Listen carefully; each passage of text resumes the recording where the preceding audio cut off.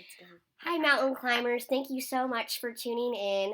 It's been a while, almost 2 months, but I thank you so much for your prayers and encouragement and thoughts with the passing of my grandpa. It's been bittersweet and tough, but so thankful to know where he's at and that he got saved before he passed away and he's no longer suffering. And my guest today, she knows so well what it means and the pain you can have and experience when you lose someone. And many of my viewers know the story of Dee Dee Didway and have been impacted by her faith. But today, we're going to hear her story a little bit different through the perspective of her daughter, Grace Didway. So, Grace, thank you so much Thanks for for having coming me. and sharing your story. I know it's tough, but I know it's going to help so many people who are going through the same thing as you have gone through. So, first question. How old were you when your mom was diagnosed with ovarian cancer for the first time? Um, I was about to go in the fifth grade, so it was like the summer before my fifth grade year, which Mhm. was in 2008. Yeah. So I believe I was 10, around Okay. 10. I might have been like 9 when she first got the news, but Mhm. then I turned 10 like in the summer. Yeah. So, did you really understand what was going on? Not really. Honestly, I don't remember a whole lot. Like, I don't even remember when I was told. Mhm. I do remember, bits and pieces, but, I didn't really understand it because I didn't realize how many people could, die from cancer Yes. or, anything like that. So to Mhm. me, it was just like, okay, like Yeah. I didn't really think Yeah. that much about it. Yeah. That makes sense. Now, how did your parents explain to you what was happening? Honestly, I think they gave more explanation to like Brittany and Ashley just because they were a lot older than I was. Mhm. Because I don't know if I just blocked that part out of my life because I truly cannot recall exactly what was said to me. Yeah. I'm sure it was just along the lines of, this is going on, Mhm. and they had everything, what the next steps were already planned Yeah. whenever they Yeah. presented that information to me. Now, if I recall, when they found out, they announced it to the church, but you weren't present for that Mm-hmm. service. Was that correct? I actually think that's right. Yeah, Uh-huh. I do think I remember that part. But since I was, so young, the Mhm. only real thing I remember is worried about because I was going into a new school. Yeah. So I went from the elementary to the middle school, and I was just more thinking about what everyone else was going to think about, someone having a parent going through cancer and Yeah. things like that. That makes sense. So, from the point of being told that your mom was sick, were you aware of the chemo, treatments, medication that she had to take, or even the fact she had to undergo surgery, or were you just really too young to comprehend? I do remember that. So the first plan, if I'm recalling right, was that they were going to first start with surgery Mhm. because it was a tumor they felt like they could actually remove. Yeah. And so that was the first step, was Mhm. just going, Yeah. they were going to do surgery. So even that, I wasn't like, oh, it's just surgery. Like, Yeah. it'll be fine. Mhm. That Yeah. was my first Yeah. reaction. Probably. I feel like that's what I Yeah. would think now. And so that's just really all I can remember. Yeah. So your mom had the surgery. Was it a Yes. success? So, her surgery was in Ashland, Mhm. Kentucky, and they went to remove the tumor, and Mhm. it was actually fluid filled. Mhm. So, whenever they went to remove it, there were some complications, and it actually ruptured, causing a lot of what was in the tumor Yeah. sac to then go back into her body, Mm. which Tough. meant that she then had to go through chemo. Like, new steps Yeah. were going to have to be taken in place of just thinking that, oh, we're just going to have to do Yeah. surgery, and that's going to be the end of it. Yeah. So after the tumor ruptured, did her cancer come back right away? How long was it before she had her No. second battle? So they then went through, she only did chemotherapy. They didn't do any type of like radiation. Mhm. So she went through, I believe, 6 rounds of chemotherapy. Okay. And we were told that it was gone. So we So were then the second time it came back, I Mhm. was This is Yeah. also where it's kind of foggy for me. Yeah. I think I was in, if I'm trying to remember all the different events, Yeah. I'm pretty sure I was 7th grade. When it came back. When it came back for the second time. Yeah. I believe I was like 7th or 8th grade. I'm thinking more so like maybe end of 7th into 8th, like in that time period, but I remember I was still in middle school. Okay. But you were older, so you probably recall a lot more of that second bout of cancer than the first one. So when you were told that your mother's cancer had come back, do you recall what you felt? What were your emotions? I think I was a lot more emotional at that point. Just because, you know, she had just gotten her hair back and, you know, stuff like that. Yeah. And I think I remember being a lot more emotional, but honestly still, I don't know. I really don't know. I remember a lot more being in high school and things like that. But that whole middle school period, you know, I think my brain just blocked a lot of that out, which is really unfortunate because I wish I could remember more. I just know that a lot of, you know, her sickness and things like that, they were almost shielded from me. Exactly. Because, you know, when she was sick, I didn't go into like her bedroom or anything like that because she didn't want me seeing her in that state. And, you know, I didn't understand any of that medication or anything like that, so I don't think I still know. You know, even if they didn't shield you from it, being that young, it probably just still wouldn't have. I don't think I would have truly comprehended, you know, everything that went on. So I appreciate almost being shielded because that would have been tough, even more so than just, you know, knowing she has cancer, knowing she's going through this, but then actually physically seeing, you know, her being sick, her being in a state that she didn't even want to be in. So that would be tough. So what was it like having Dee Dee as a mom? How did her strength and faith impact you? Yeah, so honestly, I felt like I had just like a normal mom up until, not normal as in a bad term, but, you know, she was just, you know, we go to church and, you know, I felt like I had, you know, just normal parents, you know, they were still, they had faith and they believed in God and they showed Christ to me and, you know, growing up. And then honestly, I didn't feel like any of that changed until my mom got cancer. And that's when she truly started, you know, she felt like she wanted more out of her relationship with Christ. And that's whenever her faith started really taking shape. And that's when I really saw, you know, a big difference than just being saved and accepting Christ and actually, you know, going full force. Like having a true relationship and learning so much about, you know, what's in the Bible and, you know, God's plan for us and things like that. And I think that everyone saw that because her strength and faith became a countywide phenomenon in the form of Dee Dee Faith. So tell us how that came about. Honestly, it wasn't even just in the county. It was states. Like, that's amazing. It was so cool. And my cousin Gabe actually is the one who started Dee Dee Faith. And my cousin Gabe and Eli both were really close to my mom. And they would talk with her a lot about just God's word. And so they had a lot of like devotional time together. And so my cousin Gabe came up with Dee Dee Faith, and if I recall from his story that he actually you know, gave to a lot of people was that he wanted to be pushed out of his comfort zone.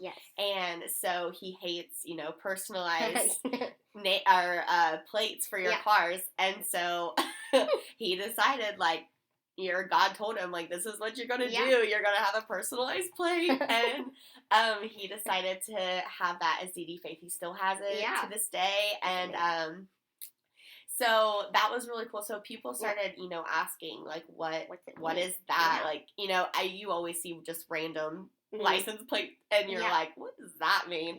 It was kind of the same thing. And so I believe our church actually created signs and it just became it exploded. It did. And people wanted to know her story, what she was going through. My mom was really vocal and you know, this is what's going on with me, but I believe that God's going to provide, and he's going to Yeah. he's going to give me a healing. And so people were just so interested, Yeah. and I mean the prayers that flooded in, Yeah. and just the messages. Mhm. And we would go, drive to Columbus, or Yeah. drive to my aunt, my sister, or my mom's sister Mhm. lives up in northern Ohio, Yeah. and she would tell us, like, there's like someone, in So like amazing. northern Ohio or something like that has a DD faith sign. And it's so cool. Yeah. Like, we would drive to Columbus, Mhm. and like in like Circleville, or Yeah. something like that, and seeing one all the way up there. And I don't think we truly knew how Mhm. much of an impact, or even Gabe knew how much of It an would have. impact that was And going it to have. spread like Wildfire. Yeah. And I think it's just so funny now to think about, like, oh, we didn't even realize. But it's like, no, that was Yeah. God's plan. I mean, I'm sure, like you said, Gabe didn't think like him doing something that he didn't care Yeah, for yeah. would like, Or something like, so like funny to Yeah. like, oh, I had to get personal. yeah, yeah. But that was all God's plan, and it Cool how was it all God's way Mhm. of giving my mom such a loud voice Yeah. of what she's going through, Mhm. what God's done for her. Mhm. And it was just amazing. Yeah, that is. So, you talked about having the DD Faith sign, and there was even T-shirts made, and you saw these in people's yards of people you knew and didn't know. Yeah. So, your mom, Faith, was uniting this community in a way that it never had been united. So, what was that like to see that? It was wild. It was just so cool to see, because the signs, it didn't just say DD Faith. It said, we believe in miracles. Mhm. And that was truly my mom's stance was, Yeah. Miracles are real. Mhm. God still performs miracles. And it's not something you just read in the Old Testament. Like, Yeah. they're really happening. Yeah. And so seeing signs everywhere that just said, we believe in miracles, and then having that DD Faith, it wasn't even bringing attention to my mom anymore. Mhm. It was bringing all the attention to God. Yeah. And so I just think it was so cool, just seeing those, like, Yeah. seeing how many people were united together Mhm. to say, like, we're going to, be in devotion, we're going to be in prayer, Mhm. to really, just believe for you that Yeah. you're going to receive this miracle, that God's going to perform this in your life. Yeah. And so it was. Yeah. And those people believing in that support and the strength and prayer and everything, do you think that helped your family to get through your mom's battles with cancer? I think so. And, it wasn't until, and I could be getting my dates wrong, Mhm. but I'm almost certain it was, that third time, or the second into the third time of whenever this really became a thing. So, Mhm. and it was almost like so many people just surrounding us, Yeah. and bringing us things, or like food, or Mhm. or bringing us just like sending us a message, Mhm. like, hey, like, we saw this, or like, Yeah. we're praying for you, and it's just so amazing the amount of love and support that you receive. Mhm. And I truly do think it made a difference, and I think it was like more inspirational to Yeah. see so many people doing that, Mhm. because it makes you believe even more yourself. Yes. Yeah. And it makes you want to be, even more Mhm. just devoted, and just thinking, like, God's really going to do this. Yeah. And Yeah. so it was really cool. That's very cool. How many bouts of cancer did your mom fight, and how long did your mom fight during her last battle before she was put into the hospital? So 3 times she was diagnosed with cancer. And I remember specifically the second time she actually got a shirt made, because ovarian cancer I still have the shirt. Yeah. I'll never throw that away. Yeah. But because specifically ovarian cancer has such a low like remission rate and success rate. So she actually got the doctor's report, and it said, like, in remission. And so that was so cool, because she got this shirt, and it's like so sparkly. Yeah, I remember. And so I remember that specifically. But the last time, didn't she have a verse that said, "I shall live and not yes, die"? Wasn't that on the shirt? It was on. Yeah, I think it was like on the back, or like she had it on the front and on the back. It was like this decked out shirt. and she got up in church, Yeah. and, you know, she told everybody, and I think it's Kylie Davis had that video, and so Yeah. she'll, like, bring it out on Facebook sometimes, and it's just so cool to see. Yeah. But the last time, I actually did have to go back and kind of, you know, think about how long it was, because, that's also kind of, like, foggy for me, I think. And I know that I think it was maybe a year, but she was still really active. Yeah. And she actually decided, you know, she didn't want to do a third round of chemotherapy because in her mind it was almost like, this is, you know, the doctors, this is the medication that's going to heal me. Yeah. And she was just like, I don't want to deal with that anymore. Yeah. And, you know, I don't want to lose my hair again, and I don't want to be sick that much anymore. And it was like a tough decision for her to come to, but I know that she was still really active, and because she was at church camp, you know, that July. I remember. And I don't have, like, a specific timeline, but I do know that she ended up having a home care nurse, and she came one night and basically was like, you have to get to the hospital right now. And I think she was there maybe a week and a half. I know I missed a lot of school. Yeah. That's really all, you know, timeline-wise that I can remember. Yeah. So it was eventually discovered that she wasn't sick because of the ovarian cancer. It was because of an infection, correct? Right, yeah. They, you know, we initially thought it was of, you know, her cancer, because her cancer had spread. Yeah. So I guess I should have said this. Whenever she was diagnosed the first time, it was stage 1. So we're really hopeful. Yeah. And then, you know, that third time, it became stage 4. And so it moved throughout her body. Yeah. And so she ended up having it spread into her lymph nodes, which caused, like, a growth on her neck. So we figured, you know, it was something to do with that.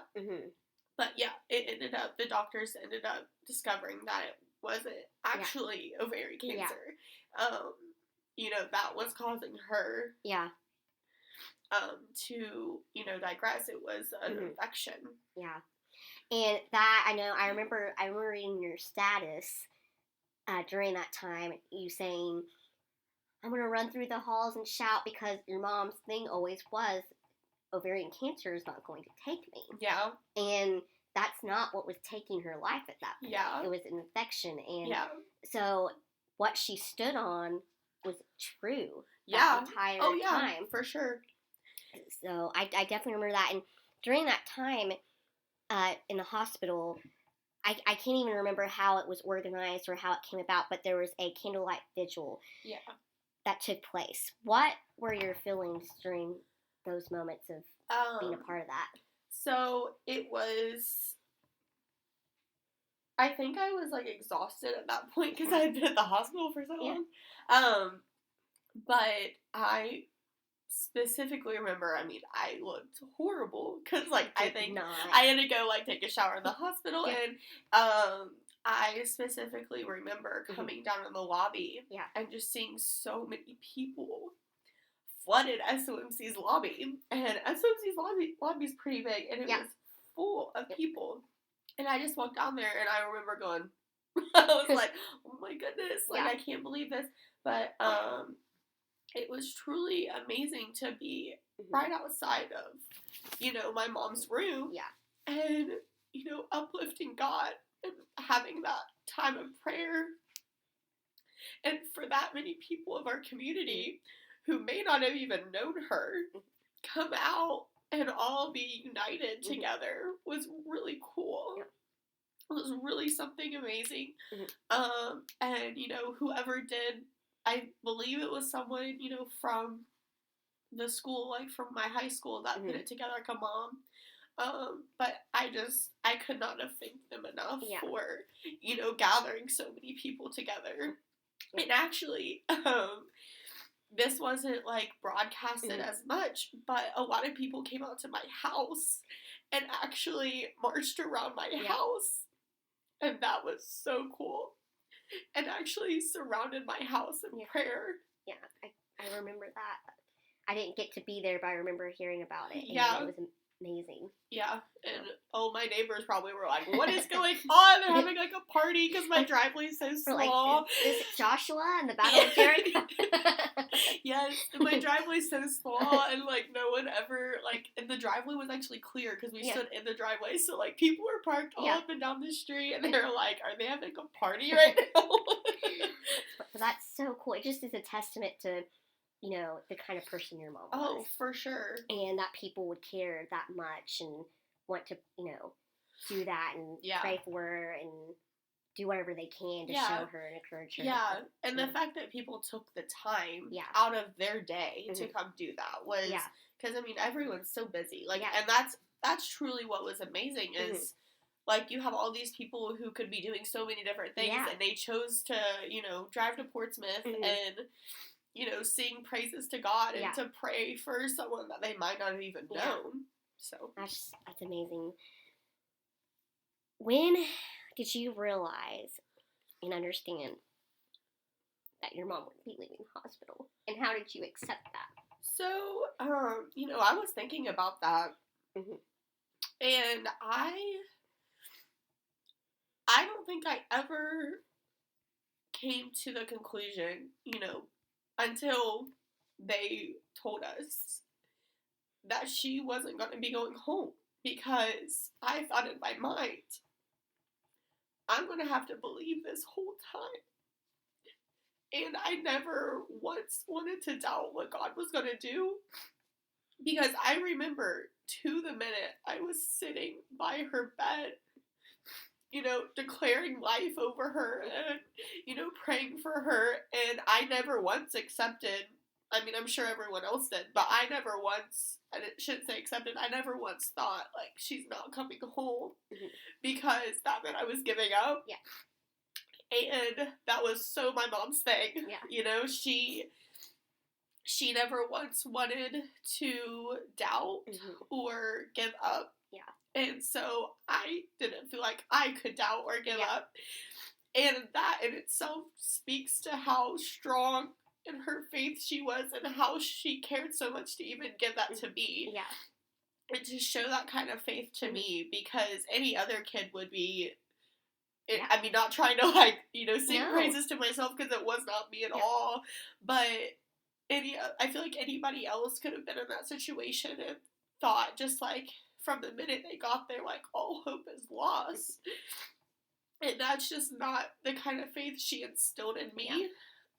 So I don't think I ever once thought, like, oh, I think she's, they think she's not going to live past tomorrow. Yeah. Or, I never once felt like that. Yeah. Yeah. That's tough. But, having that faith that your mom instilled in you probably is what got you through when she actually did pass away. Yeah. And what was that day when she went on home to heaven? I just remember, I mean, obviously I just grieved. But something cool that really happened is, my mom's cousin, Lori, she, my mom and her would always talk on the phone, probably like all night, and they would just always have so many amazing conversations about what God was doing in their lives, separately, and, I remember her, after everyone had kind of, filtered out, and it was just like a few of us left, she got it almost immediately, but she didn't tell me until probably 20 minutes after. And she said, Grace, I got this text message from a number I don't have in my phone. Yeah. And it was a photo in her house of Jesus standing at a door. And the door was, like, opened. Wow. And she's like, I don't like, this is in my house. This Yeah. is the photo of my house. She goes, and I don't know, like, Wow. and she goes, for that to immediately come to my phone, she's like, you can't tell me that, you know, God wasn't all over this situation. And, like, I'm sure some people were like, that's crazy, but it was so peaceful just to see that. And at the time, I was just kind of like, whatever, but, you know, because I was just, I didn't want to have hope. Yeah. And then, like, a couple days later, I kept thinking about it, and still to this day, I think about it, like, just how cool that peace that God gives us right in the middle of where you're not supposed to have peace, and where you're supposed to be devastated, and I mean, I was, but it's just so cool, the littlest things that God provides for us. Yeah, and God probably knew that you wouldn't be able to retain it that moment, but afterwards, it would come back to you, and you would have the peace. What was the actual date that your mom It was February 4th, 2015. Okay. So I was in the middle of my junior year of high school. And it was 2015, because I would have graduated. I graduated the next year, so it wasn't that year. It was 2015. So you kind of touched on this, but I'll still ask you to see what else you would have to say about it. But those first days after your mom went to heaven, after the funeral, how did God give you the strength and comfort to keep on going? So I kind of, and I testified about this at church, actually. I remember. I was mad, you know, naturally. I feel like that's a natural response. I was so angry because I had felt like I had this woman in my life, my mom, who believed so much that she was going to receive that miracle. And, you know, I have lost family and I've lost friends, and I felt like that was the moment, you know, when she received that miracle, that they were going to, like, fully just encompass God. And so I was mad because I felt like everyone was just like, oh, like, how silly are they that, you know, they actually thought this was going to happen. And I was just mad that it didn't because, you know, that's my mom. And I remember quickly getting just a check from God. And, you know, after that happened, I didn't feel like I ever doubted why, because I was like, I just wanted answers. I was like, why did this happen? And, you know, sometimes we don't get the why, and that's okay. And, you know, that's the answer. It's all up, and I remember just being so sorry that I had ever, you know, to God for, you know, like, I'm sorry I doubted you for even that minute that you didn't have control over the situation. But, you know, it's hard, obviously, that for anybody to go through that situation. And I just know that right in that moment, I was mad, and I didn't know if, you know, if I wanted to keep going to church, or, you know, because all those emotions just flood in. It's normal. And then I was like, wait a second. I was like, no, like, you're gonna keep going to church. You're gonna keep living for God, because, like, why wouldn't I? And so, truly, I think the first, like, 2 days were really hard, because, honestly, by her funeral, I was, you know, still believing, and I still felt, you know, I still felt like a connection to God, and I still felt like He was gonna move in our lives, and that, like, His plan was far greater than what my plan ever could be, even if it did include my mom still being here. So I feel like I just kind of went down a rabbit hole, but well, I think that's normal. You know, the stages of grief are, you know, true, and it hits you whenever, you know, and then in that moment, you know, like, with the funeral and the viewing, all those people are surrounding you.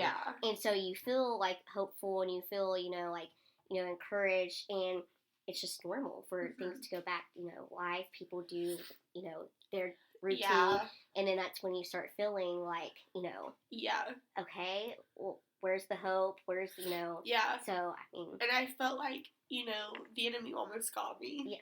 And the song that the Lord family sings is so true to me personally. I feel like it is exactly my life because, you know, like, here I am, I'm strong, I'm believing, and then this incident happens where now I'm not strong, I'm not really believing anymore because, you know, I just lost my mom. And, like, I almost felt like Satan was just ready to snatch me. And, like, God was just like, nope, you're still right here, you're still right here. Because he had such a bigger plan for my life. But I was ready just to give up. And so anytime that they sing that song, I'm like, yes. Like, this is my anthem. For real. So, as you've grown up, you know, your mom's journey started when you were very young and still impressionable. And then you were older when, you know, she did pass away. So, as you've grown up and you've matured in your relationship with Christ, how has your mom's legacy impacted your life? So, I feel like her faith that she instilled in me has truly just affected how I approach every situation in my life and how I believe differently. And just the way that, like, just how much she loved God and, you know, wanted to show that to others has just remained in my life. And, I mean, for sure, I'm human, so, like, I miss steps all the time, but I think every time I'm faced with a scenario, I just think about, like, how would Mom react to this, you know, and I for sure have, you know, I've had some different medical things I've had to deal with, and throughout every experience, I just kept thinking, like, no, like, this, I know God has a plan for this, like, I'm in this for a reason, and a lot of the reasons have been for God just to show me, like, I still have you right in my hand, like, I still got you, like, you're not gonna fall away. And so just her doing that has truly just affected my life in every situation. And, you know, what I love about your family is that you haven't kept her legacy or the way she can impact others just to your family. Right. You've let that grow. So explain some of those, you know, ministries that you've used to, you know, honor your mom. So we decided that we wanted to start a scholarship fund in her name.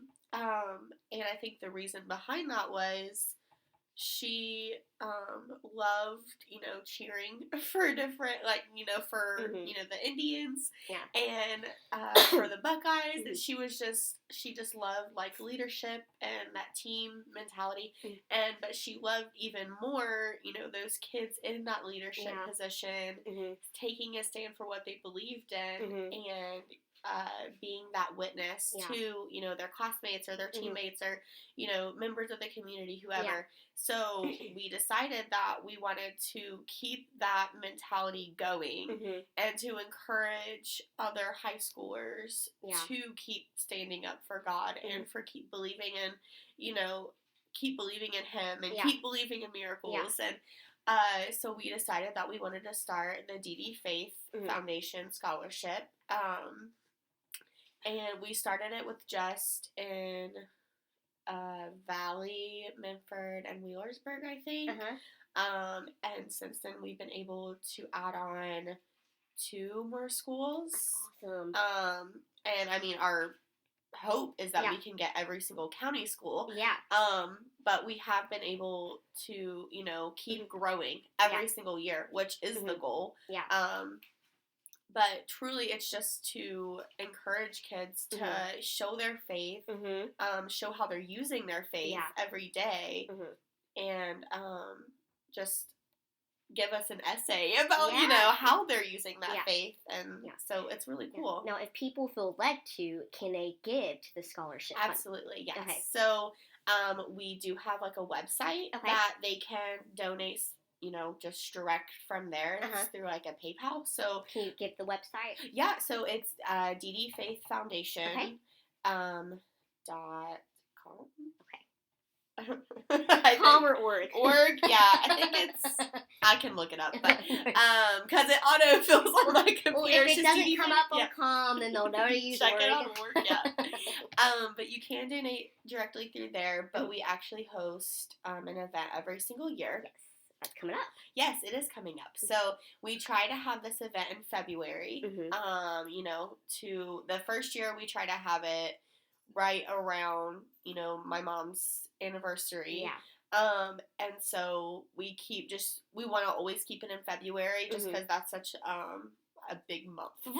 Well, you got engaged. Right, and I got engaged in that month. But we try to keep it in that month specifically. And so this year it's on the 22nd of February. And it's basically just a big gospel concert. Yeah. Because that's exactly what she would have wanted.